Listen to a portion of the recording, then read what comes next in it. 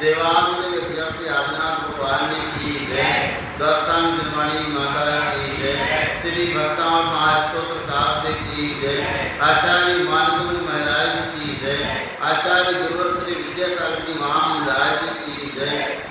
पूज्य निर्यापक श्रवण मुनि श्री फट सागर जी महाराज की जय। पूज्य निर्यापक श्रवण मुनि श्री फट सागर जी महाराज की जय। पूज्य मुनि श्री फट निष्पक्ष सागर जी महाराज की जय। समस्त मुनि संघ की जय। कुंदावदात कुंदावदात कुंदावदात चल चामर चारु शोभम। कुंदावदात चल चामर चारु शोभम। विभ्राजते तव वपु कलधौत कांतम। विभ्राजते तव वपु कलधौत कांतम। उद्यच्छशांक शुचि निर्झर वारिधार। उद्यच्छशांक शुचि निर्झर वारिधार। मुच्चैस्तटम सुरगिरिरिव सातकौंभम। मुच्चैस्तटम सुरगिरिरिव सातकौंभम। कुंदावदात चल चामर चारु शोभम।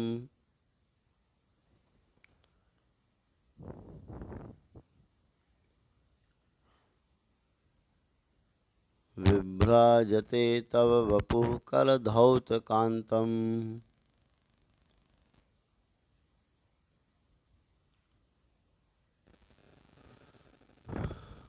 उद्यच्छशांक शुचि निर्झर वारिधार।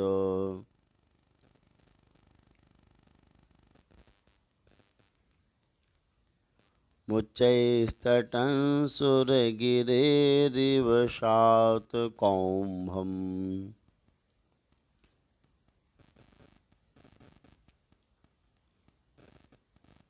कुंदावदात चल चामर चारु शोभम। विभ्राजते तव वपुः कलधौत कांतम।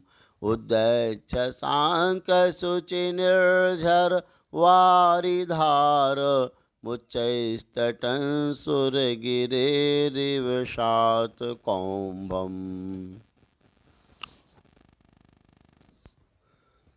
इस काव्य में चमर प्रातिहारी का वर्णन किया गया है। आचार्य मानतुंग महाराज ने भगवान आदिनाथ की स्तुति में चमर प्रातिहारी की जो तुलना की है वह सुमेरु पर्वत से मानो झरना बह रहा हो, इस प्रकार से उन्होंने स्तुति की है। देखें वे चमर कैसे हैं, तो उन चमरों की क्या विशेषता है।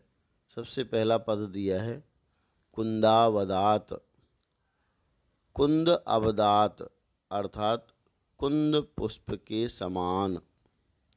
कुंद पुष्प सफ़ेद स्वच्छ वर्ण वाला होता है, इसलिए यहाँ जो चमर प्रातिहारी है उसकी विशेषता है कि वे कुंद पुष्प के समान निर्मल सफ़ेद होते हैं, स्वच्छ होते हैं, श्वेत होते हैं।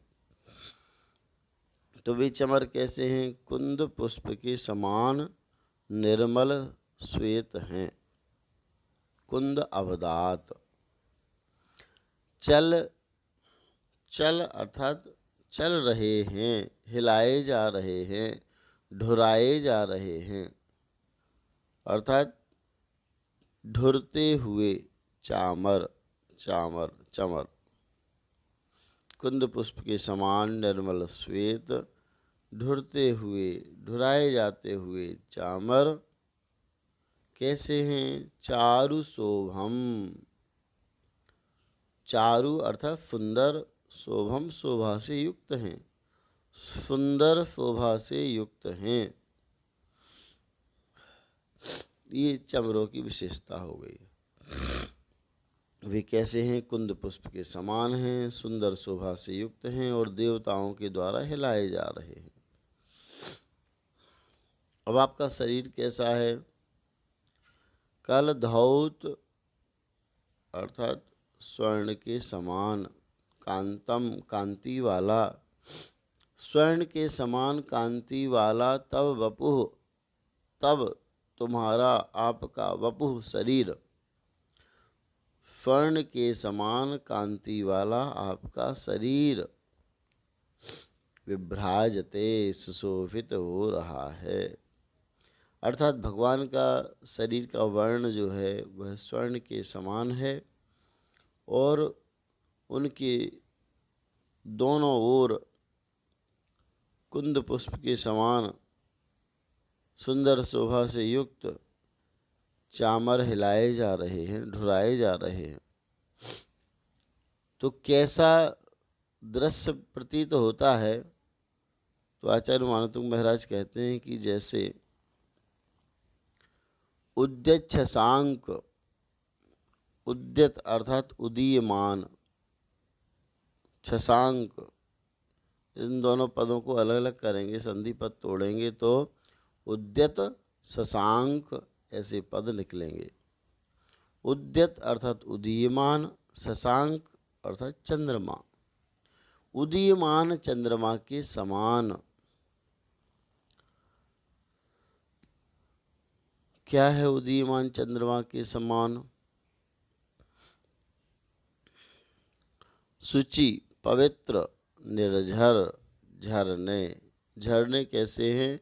निर्मल हैं, उदीयमान चंद्रमा के समान हैं। और कैसे हैं? वारिधारम, जलधारा से युक्त हैं। वे जलधारा से युक्त, निर्मल और उदीयमान चंद्रमा के समान जो झरने हैं वे कहाँ झर रहे हैं? सुरगिरेह, सुमेरु पर्वत के, मुच्चैः तटम, उच्चैः तटम, ऊंचे तट के समान। सुमेरु पर्वत का ऊंचा तट कैसा है? 7 कौंभम, स्वर्णमयी है। ऐसे सुरगिरेह सुमेरु पर्वत के 7 कौंभम स्वर्णमयी, उच्चैः तटम, ऊंचे तट के समान, उच्चैः तटम एवं ऊंचे तट के समान आपका रूप विभ्राजते, शोभायमान हो रहा है, सुशोभित हो रहा है। हे प्रभु,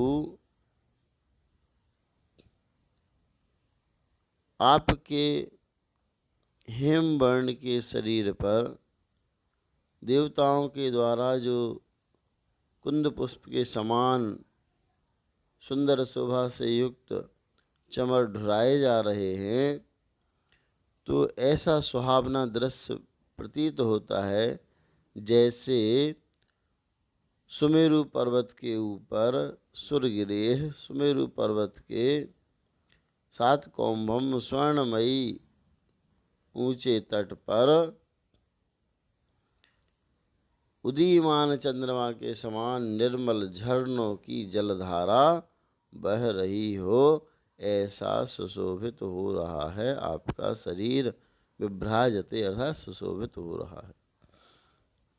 हे प्रभु, जिस पर देवों के द्वारा श्वेत चमर ढोरे जा रहे हैं, तो ऐसा आपका हेम वर्ण का शरीर ऐसा शोभायमान होता है जैसे सफ़ेद रंग के झरने जल से शोभित होकर के मेरु पर्वत का स्वर्ण शिखर शोभायमान होता है।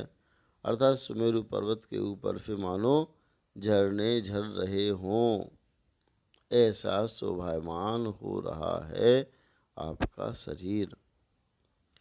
चमर प्रातिहार्य से युक्त भगवान का शरीर मानो ऐसा शोभायमान हो रहा है जैसे सुमेरु पर्वत के ऊपर सफ़ेद स्वच्छ निर्झर बह रहे हों झरने, बह रहे हों। ऐसा क्यों प्रतीत हो रहा है? क्योंकि भगवान की काया जो है वह 500 धनुष की थी। जब पद्मासन में विराजमान हुए तो लगभग 300 धनुष की काया होगी। भगवान के दोनों ओर देवगण चमर ढोर रहे हैं। भगवान की स्वर्णमयी काया चमर जो हैं वे कुंद पुष्प के समान सफ़ेद स्वच्छ हैं, और जब वे देवता उन चमरों को ढुराते हैं तो मानो ऐसा लगता है कि जैसे सुमेरु पर्वत से झरने झर रहे हों। ऐसा यहाँ वर्णन किया। जय चिनेन्द्र सभी को। भगवान के ऊपर कितने चमर ढोरे जाते हैं? तो 64 चमर ढोरे जाते हैं। क्यों ढोरे जाते हैं? तो संभवतः इस बात को बताने के लिए कि हे भगवान, आप 64 रिद्धियों के नाथ हैं। आप 64 रिद्धियों के नाथ हैं, स्वामी हैं, इसलिए आपके ऊपर देवगण 64 चमर ढुराते हैं। इन चमरों को कौन से देवगण ढोरते हैं? तो यक्ष जाति के जो देवगण हैं वे इन चमरों को ढोरते हैं। तीर्थंकर को 64 चमर ढुराए जाते हैं। बाकी जो अन्य चक्रवर्ती आदि हैं उनको कितने चमर ढुराए जाते हैं? तो इसके लिए आदि पुराण में श्लोक मिलता है, जिनेश्वराणामिति चामराणि प्रकीर्तितानि सनातनानाम अर्धार्धमानानि भवन्ति तानि चक्रेश्वराद यावदसौ सुराजा। अर्थात इस प्रकार सनातन जिनेन्द्र देव के 64 चमर कहे गए हैं और चक्रवर्ती से लेकर राजा पर्यंत आधे आधे होते हैं। अर्थात चक्रवर्ती के 32, अर्धचक्री के 16, मंडलेश्वर के 8, अर्धमंडलेश्वर के 4, महाराज के 2 और राजा के 1 चमर ढोरा जाता है।